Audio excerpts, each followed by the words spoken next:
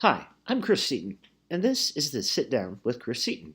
Today's episode: Lock Your Cell Phone.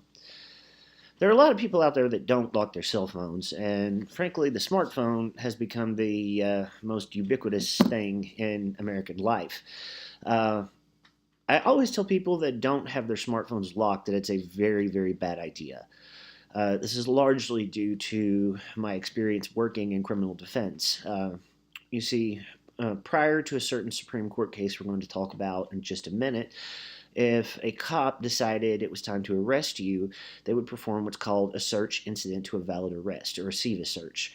This means searching your entire person and the duration and what's called your wingspan, which is your outspread arms. Uh, Usually, the SEVA search is done to check for officer safety to make sure that there's nothing illegal on your person.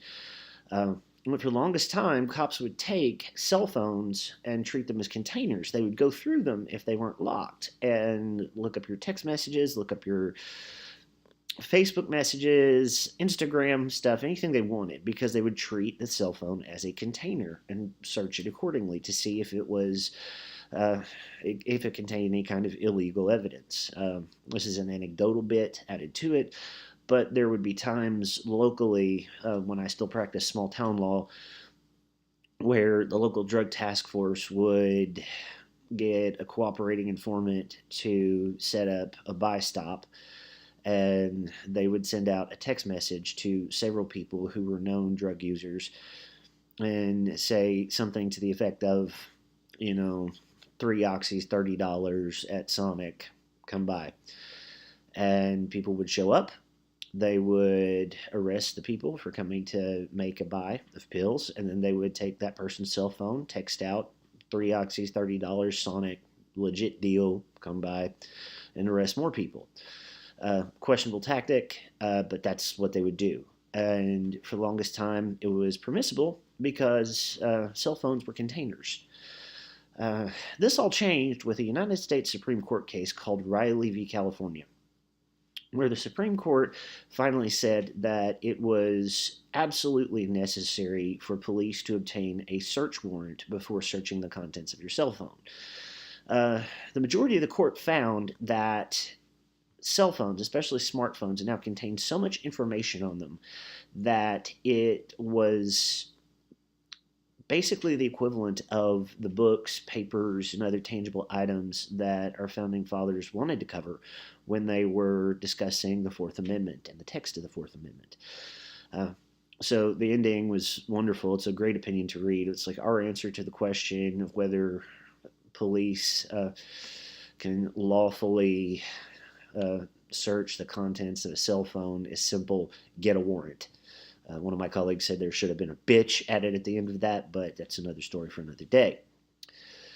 Uh, does this mean you're safe at this point? Right now, the answer to that is no. We have what we call the reasonably stupid cop rule uh, among criminal defense attorneys, which says that if a cop is doing what he or she believes to be right, they are protected through a doctrine called qualified immunity, even if what they do is completely wrong. They have to actually know that what they're doing is illegal and or unconstitutional and still do it anyway for qualified immunity to be revoked. And there are a lot of courts and a lot of court cases that basically say qualified immunity is a very high bar to remove. Uh, so you're not safe just leaving your cell phone unlocked. Lock your cell phone. That way, if a cop stops you and tries to search your cell phone, you can always assert your Fifth Amendment rights, as we've talked about, to remain silent, and that includes not giving up your passcode to your cell phone. Uh, Make sure that your cell phone passcode is one that isn't easily crackable through brute force methods. They can try that. Uh, and make sure that you do it. Now, of course, if it's a federal level matter, most people aren't going to deal with the feds um, throughout the course of their lives. You're looking at another set of situations entirely. I mean, let's go back and look at the controversy between Apple and the San Bernardino shooter, uh, where Apple said we're not giving up the encryption protocols for our devices, and the FBI eventually said, no worries, we got this, we unlocked it. So that's a different matter. There's not really much you can do about that except hope for the best and expect the worst and call a lawyer, like we've already talked about. But in the meantime, make sure that at the state level, people don't have access to a passcode that's easily crackable through brute force methods or otherwise. But what about Touch ID? Again, if a cop tries to force you to use your fingerprint, say on an iPhone, to enable Touch ID, then that could be reasonably construed as a violation of Fourth Amendment rights against unreasonable search and seizure. And I would definitely consider that to be something actionable in a legal sense. But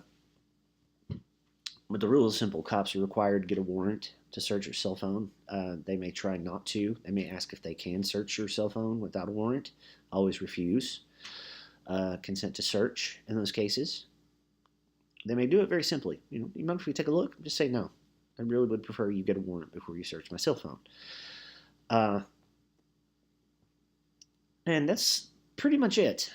Make sure that you have a very solid code, one that can't be cracked by brute force. If they try to use Touch ID, you arguably may have a case for an unlawful search and seizure for any data collected there. And that becomes the subject of what we call the fruit of the poisonous tree doctrine. But in the meantime, until a cop actually violates what the Supreme Court said in Riley, we're going to be able to just assume that the cop's reasonably stupid and is doing what they're doing. So, lock your cell phone, kids. And it's a bad world out there. I hope you never have to get into a situation where a cop treats your cell phone like a container and just uses it. I definitely hope you never have to get into a situation where the cops are actual federal officials and have the tools to go ahead and just break the encryption on your smartphone. But if that's the case, make sure you've got a good lawyer.